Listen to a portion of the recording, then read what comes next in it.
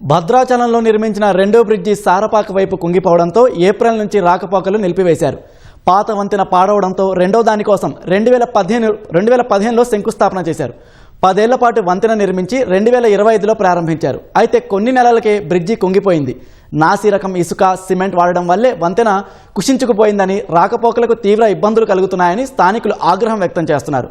వర్షాకాలం నేపథ్యంలో అధికారులు స్పందించి యుద్ధ ప్రాతిపదికన వాల్ నిర్మించాలని అధికారులకు విజ్ఞప్తి చేస్తున్నారు. 4 రాష్ట్రాలకు బార్డర్గా ఉన్న రహదారి వంతెనను వెంటనే పూర్తి చేయాలని వాహనదారులు డిమాండ్ చేస్తున్నారు. 4 రాష్ట్రాలకు బార్డర్గా ఉన్నటువంటి ఈ బ్రిడ్జి మీద ప్రతిరోజు వందలాది వాహనాలు నడుస్తూ ఉన్నాయి.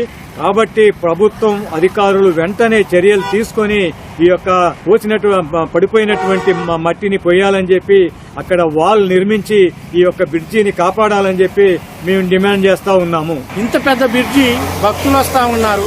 ఒక పక్క జూన్ నెల పూర్తవుతా ఉంది, మళ్ళీ గోదావరిలో వస్తాయి, పోలవరం బ్యాక్ వాటర్ వస్తుంది. ఈ రివిట్మెంట్ పూర్తి చేయకపోతే ఇక్కడ అన్ని మట్టి కుప్పలు ఇవన్నీ సరి చేసే పరిస్థితి కూడా లేదు. భద్రాచలం పట్టణంలోకి మళ్ళీ నీళ్ళు వచ్చే పరిస్థితి కనబడుతుంది. పాత బ్రిడ్జి జంప్ అయ్యే పరిస్థితి ఇబ్బందికరంగా ఉంది, ఒక పక్క గోతులతో నిండిపోయి ఉంది.